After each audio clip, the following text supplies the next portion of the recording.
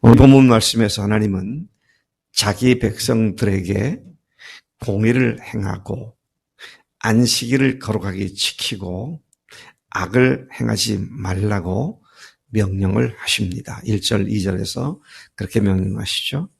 그런가 하면 이방인과 장애인인 고자들까지도 하나님의 제사에 참여할 수 있게 될 것이라고 선언하시면서 하나님의 집은 만민이 기도하는 집이 될 것임을 선포하셨습니다. 3절부터 8절까지 내용이죠. 그래서 오늘 이 말씀들을 중심으로 생각을 해보게 될 때 이사야는 하나님의 구원의 날이 가까웠음을 선포하면서 하나님께서 이방인들을 구원하실 것을 예언하셨습니다. 참 이 말씀, 이것은 2000주전 주님 오시기 700년 전, 800년 전에 쓴 예언서죠. 그때 이스라엘은 선민 우월 사상으로 가득 차 있었고 그 사상으로 자만심이 극에 달하고 있었는데 그 상황에 하나님께서 말씀하신 것이 이방인을 불러서 내 백성이 되게 하겠다. 굉장히 충격적인 예언이었습니다. 예수님 당시까지만 해도 유대인들이 길에서 개나 돼지를 만날지언정 이방인은 만나지 않게 해주십시오.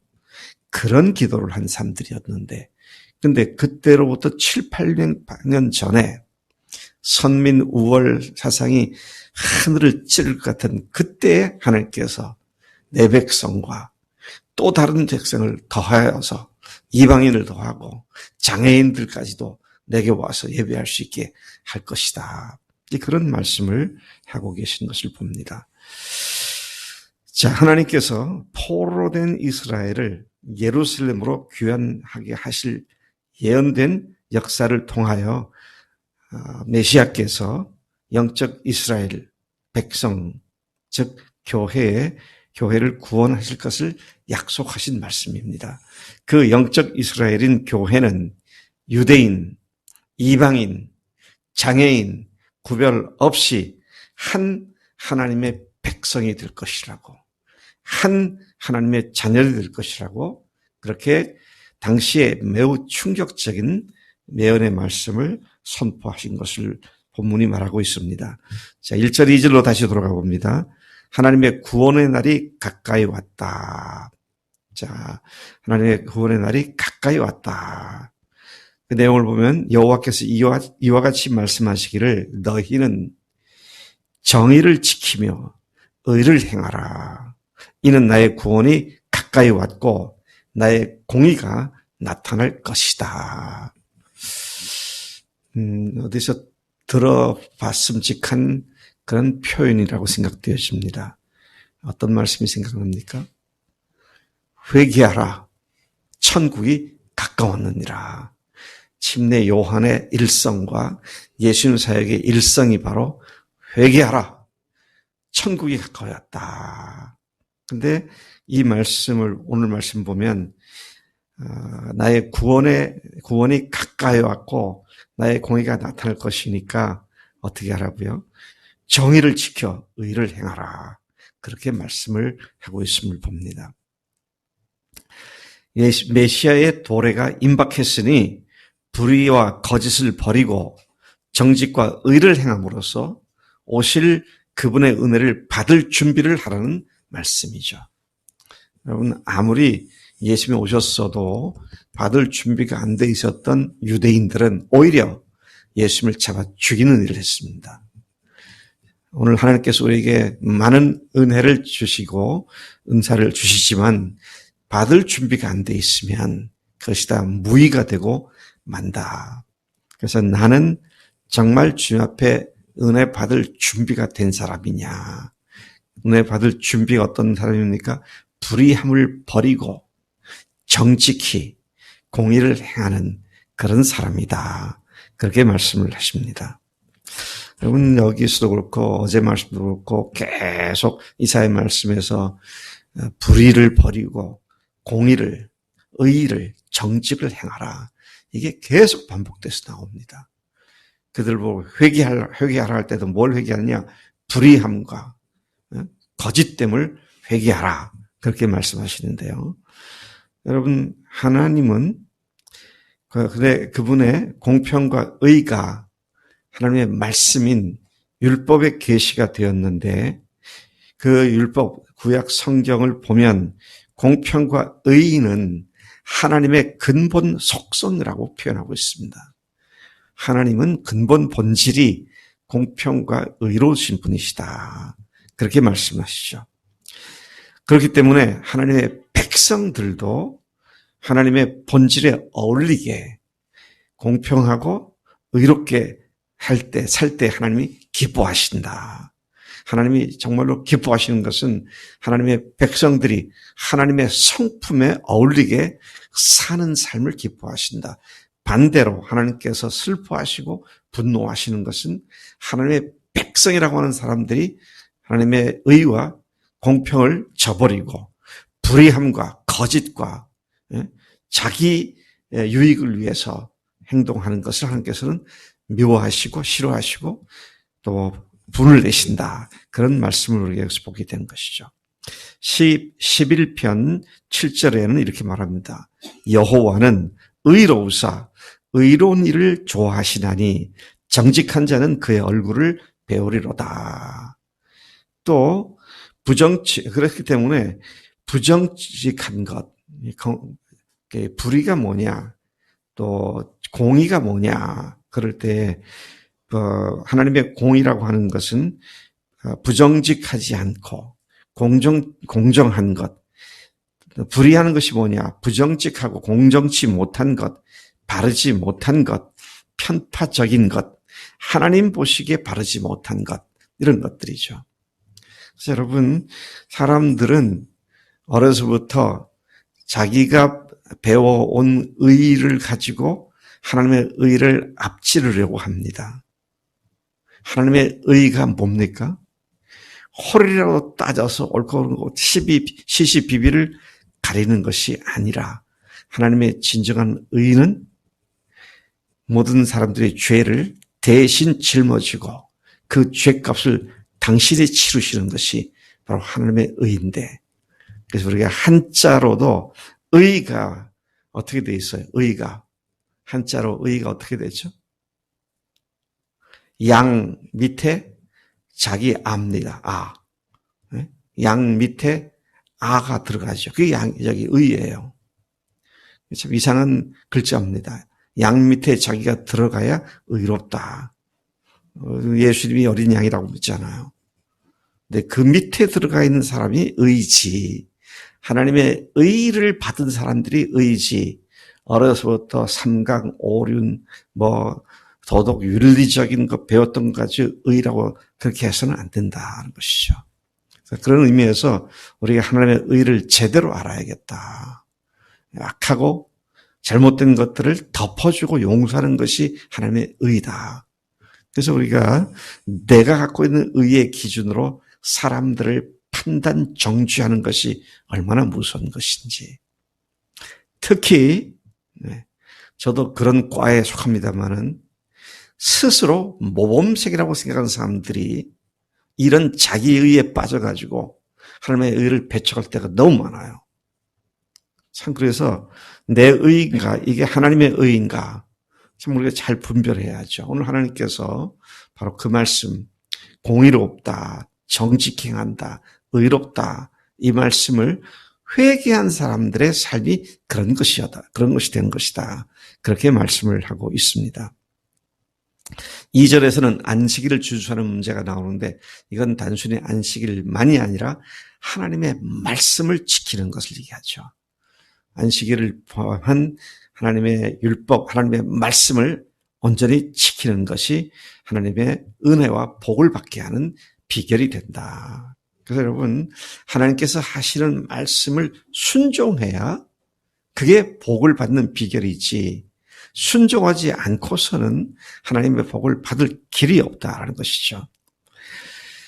자, 그 다음에 이제 3절부터 8절까지는 이방인과 장애인을 구원하실 하나님의 계획을 선포하십니다. 아까도 말했듯이 유대인들에게 있어서 이방인은 절대 구원받지 못할 자들이죠. 자기들만 구원받은 사람들이고, 게다가 또 육체적으로 결함이 있는 사람도 하나님께 예배하는 자리에 가지 못하도록 금했었죠. 자, 그런 혈통적인 유대인이거나 육체의 결함이 없는 자가 하나님의 계명대로 안식일을 거룩히 지키고 하나님의 기뻐하신 일을 행하여 하나님의 언약을 굳게 잡는 자들이라고 그렇게 생각을 했었는데, 주님께서는 그 말씀을 다시 말씀하십니다. 뭐라고 말씀하십니까? 여기 아주 중요한 단어가 나옵니다. 여호와께 연합한 자가 그런 곳에 들어간다. 참 놀라운 말씀입니다. 제가 보니까요, 이 말이 2번 나옵니다. 3절과 6절에 나오죠. 여호와와 연합한 자. 여호와와 연합한 자. 이 연합한 자라는 말을 다른 성경에서는 영어에서 뭐라고 번역을 했는가 보니까 join themselves to the Lord. 주님께 조인한 사람. 하나님께 우리가 어떤 그룹에 가입한다고 할 때 join이라고 그러죠. 거기에 조인했어. 그렇죠? 자, 하나님께 가입이 된 사람. 자, 그 말을 좀 더 다른 말 바꾸면 또 다른 NIV라고 하는 성경에 보니까 bind themselves. 자신들을 하나님께 묶은 사람. 하나님께 묶여져 있는 사람. 그렇게도 표현을 하고 있는 것을 봅니다. 하나님과 관계 맺고 하나님께 자신들을 묶은 자들로 하나 여호와와 연합한 자를 표현하고 있는 것을 봅니다. 우리는 예수님의 십자가의 죽음과 그분의 부활에 연합한 자들입니다. 내가 나를 생각할 때 십자가와 부활을 떠나서는 나의 존재 자체를 생각조차 할 수 없는 자가 되었습니다. 그러니까 나의 기념물은 십자가와 부활입니다. 내가 나의 존재 근거가 바로 그 주님과 연합한 것이죠. 자, 그래서 사도 바울도 고린도 전서 후서에서 로마에서도 그렇고 특히 로마서 6장에서 그리스도의 죽으심과 연합하였다. 그리스도의 다시 살아나심과 연합한 자가 되었다. 연합되었으면 구분할 수 없는 거죠. 따로 띄어 생각할 수 없는 겁니다. 나는 내가 예수님과 함께 죽었고 이제 나는 예수님과 함께 새롭게 산 자가 되었다. 그런 의미가 바로 죽으심과 부활하심에 연합한 자가 되었다. 다른 말로는 바울이 역시 말하고 있죠. 접붙임 받은 자가 되었다. 네, 접붙임 받아가 되었다. 여러분 집에 아주 좋은 과일 나무가 있으세요? 우리 집에는 우리는 아파트가 아니니까 있죠. 네. 금년에 저기 영동에 가서 복숭아 나무 5그루를 얻어다 심었는데 꽃핀 걸 사다 심었는데 지금 보니까 탁구보다 크고 큰 계란 정도, 여기 큰 계란 정도로 컸더라고요. 하도 더워서 우리 집 부하리를 풀어놨더니 야 이놈들이 2개를 따먹었어. 나는 개가 또 과일 따먹는 거 처음 봤네. 근데 제가 무슨 얘기를 하는 겁니까? 그 나무들이 다 접붙인 거잖아요. 저는 그 나무를 볼 때마다 돌복숭아, 까툴복숭아라고 생각하지 않습니다. 원래는 까툴복숭아였어요. 근데 거기다가 좋은 복숭아를 접붙이니까 이제는 더 이상 까투리 복숭아를, 털복숭아를 맺는 것이 아니라 아주 맛있는 좋은 복숭아를 맺죠. 개들도 좋아할 만큼.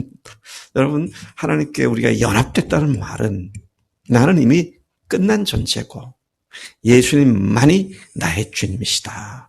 나의 삶 전체가 예수님 것이다. 그래서 내가 없고 주님만이 내 속에서 사시는 그런 삶을 사는 자가 되었다. 이게 연합입니다. 연합된 자가 또 불의한 것 생각하고 또 자기 생각하고. 네. 그 사람들 이상해요. 무슨 스스로 징크스 같은 걸 만들어 놓고 나는 이렇게 하면 나는 이건 제일 싫어하는 사람이야. 그러면서 뭘 하나님의 뜻대로 행하다 그러면 자기는 그걸 제일 싫어한다. 뭐 이러면서 비껴가려고 그러죠.